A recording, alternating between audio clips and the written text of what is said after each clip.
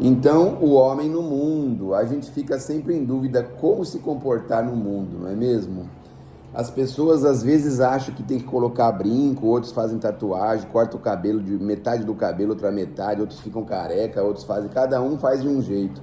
Vivem no mundo de uma forma assim bastante inusitada, bastante surpresa, né? Vamos dizer assim, né? E aí a gente fica assim nessa dúvida. E o Evangelho veio, os Espíritos vieram, Kardec teve esse cuidado de trazer para a gente que o homem no mundo ele tem que viver como mais ou menos os outros homens vivem, porque, por exemplo, o religioso, ele sempre quis ser diferente dos outros. Então, na maioria das vezes, quer pôr uma roupa diferente, quer usar um tipo de cabelo diferente, quer usar um tipo de ornamento diferente. Você vê que com o cristianismo teve aquela história do crucifixo, né? Lembram que as pessoas usavam, muitas pessoas, aquelas correntinhas com o crucifixo, dentro de casa também. Então, o religioso, muitas vezes, não digo em todas as vezes, mas muitas vezes quis ser um diferencial dos demais. Quis viver de uma forma assim que fosse bastante diferente das pessoas. E aí o Evangelho vem, o Kardec vem e os Espíritos Amigos vêm e falam pra gente isso, né? Que, na verdade, nós precisamos aprender a andar no mundo de uma forma normal, igual a todas as pessoas.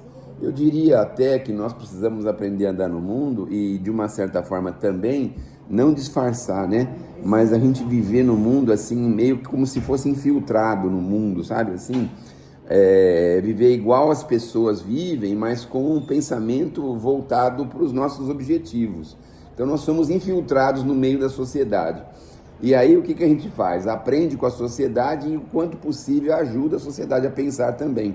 Acho que essa é talvez a função de um religioso no mundo, que é aquele religioso que vai viver e compreender as pessoas, o nível evolutivo que elas estão, o estágio que elas estão, as coisas que elas estão fazendo e o que possível fazer nas adjacências, assim, nas beiradas, a gente vai fazendo a nossa parte, ajudando, favorecendo, auxiliando. Porque, do contrário, a gente vira, assim, pessoas quase que insuportáveis, não é? Pessoas vistas, assim, com um certo desdém, com uma certa distância. Até hoje mesmo, como você passa na rua e vê um padre, por exemplo, a gente fica assim meio sem jeito, né? A gente tem a impressão que nem pode chegar perto dele, não pode falar nada, não pode perguntar nada, não pode fazer nada. E aí o padre fica vivendo isolado, ele é mais ou menos isolado. Quando está lá na paróquia, tá certo, está lá e tal, está lá no púlpito, né? É uma espécie de uma celebridade, dificilmente você vai lá para falar alguma coisa com ele. Algumas pessoas até arriscam ir lá e falar alguma coisa particular, alguma coisa assim. Aí inventaram o tal do confessionário, aí as pessoas vão lá para conversar com o padre, né? Se o padre for bonitão, as mulheres vão lá confessar e tal, né? Se...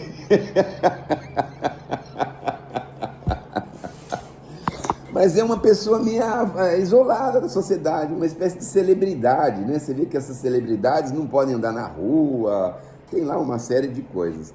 E o Evangelho de Kardec vem pra gente e fala pra gente uma coisa simples, né? Que a gente precisa viver como vivem as pessoas, normal, não é? Que a perfeição não está na forma que você se veste, nas coisas que você fala, mas na prática do bem, na prática da caridade. Quanto mais aperfeiçoada a caridade, olha aí, talvez tenha a chave do segredo milenar do Kardec, né? Quanto mais aperfeiçoada a caridade, o que significa o aperfeiçoamento da caridade? Que ela não se limita só às coisas materiais e nem às coisas morais. A caridade aperfeiçoada é aquela que consegue enxergar muitas vezes alguma coisa especial e diferente na qual ela possa atuar e que a maioria das pessoas não conseguiram enxergar ainda. Então, muitas vezes você está conversando com uma pessoa e você percebe, com uma certa percepção apurada, que ela está desequilibrada, que ela está fora de si. E aí a caridade aperfeiçoada vai assim, trazendo a conversa para alguma coisa mais equilibrada, trazendo a conversa com muito jeitinho, com muita calma para o equilíbrio. Então, conforme a gente vai aperfeiçoando essa forma de ver a caridade, a gente vai crescendo e evoluindo. Então a gente começa, claro, com as coisas mais grosseiras, coisas materiais, as necessidades materiais e essas coisas todas. Mas com o tempo a gente vai aperfeiçoando. Então, numa conversa amiga, às vezes numa companhia, às vezes dentro de um coletivo, na rua, na via pública, no comércio. Muitas vezes você vai fazer uma compra no comércio e a pessoa que te atende está totalmente fora de si, está extremamente desequilibrada. A maioria das pessoas, não quero nem saber, viram as costas e vão embora.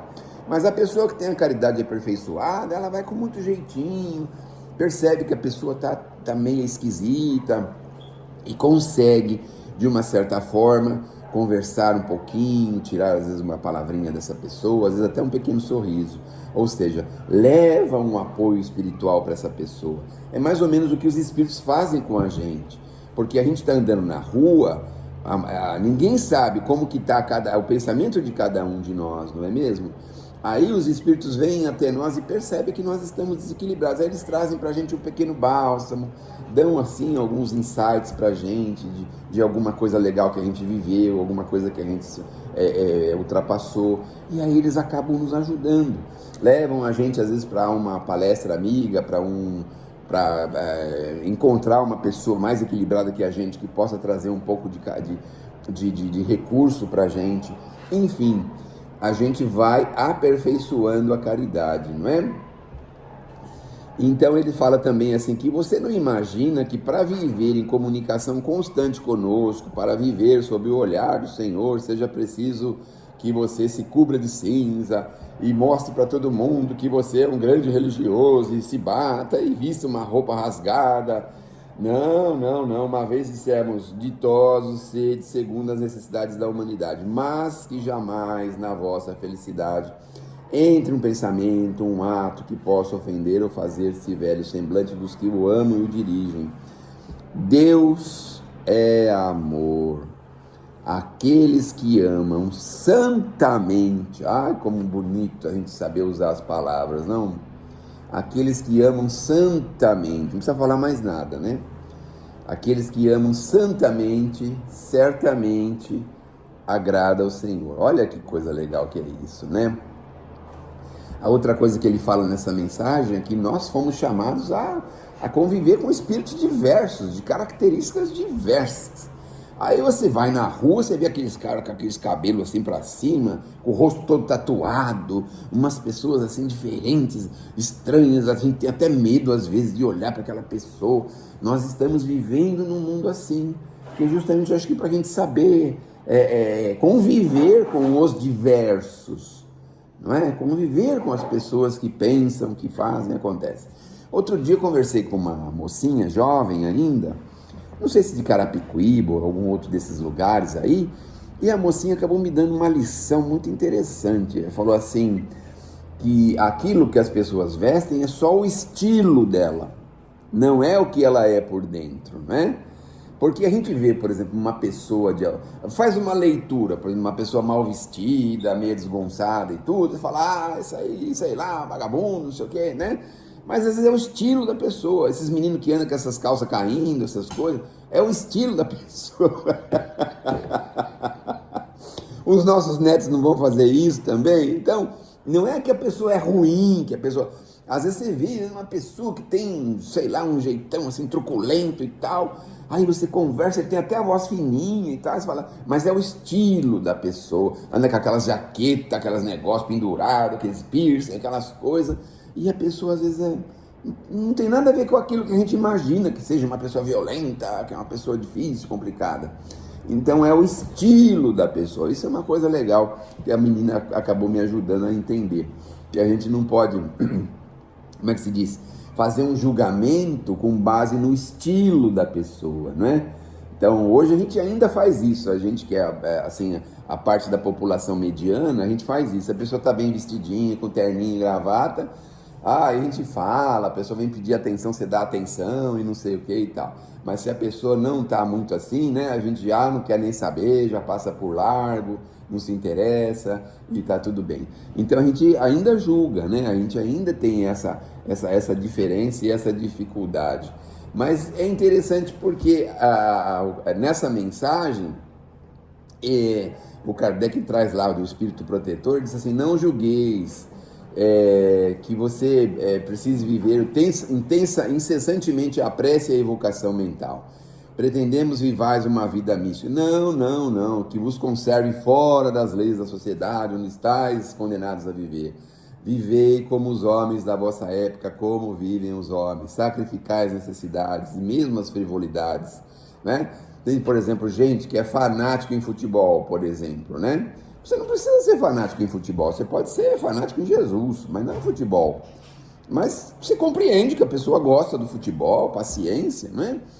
Tomara a Deus que no mundo espiritual tenha times, campeonatos, essas coisas, porque se a pessoa só faz isso aqui, quando chega lá, fala, pô, mas que coisa sem graça, não tem nem futebol aqui, não tem nem campeonato mundial, não tem campeonato, não tem nada.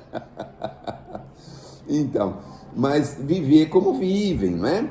Mas que a gente tenha aquele sentimento de pureza que possa santificar. Estamos juntos com espíritos diversos, características diferentes, mas não choque a nenhum daqueles com quem você estiver. Sede joviais, ditosos, mas que a vossa jovialidade, a que provém de uma consciência limpa, seja a vossa aventura do herdeiro do céu, que conta os dias que faltam para entrar na posse da sua herança. Não consiste a virtude em assumir a severo e lúgubre aspecto, não é? Porque às vezes você vai na casa religiosa, também na casa espírita, né? Aí você vai lá assistir uma palestra, o expositor fala de um jeito, parece que ele está querendo dar uma surra em você, porque você é um pecador, você é não sei o quê, e que os espíritos, e que não sei o que mais, e você vai pôr um braço, desgraçado. Ai, meu Deus do céu! A gente sai de lá pensando, meu Deus do céu, eu sou um verme, meu Deus do céu. Então viver assim, viver de uma forma mais leve, vendo as coisas boas que as pessoas fazem, não é? O ser humano tem muita coisa feia que faz, mas também faz coisas lindas, maravilhosas, exaltar as coisas boas, não é? Então, com as pessoas que a gente ama, especialmente com os nossos netos, a gente não fica só falando dos defeitos que eles têm, não é?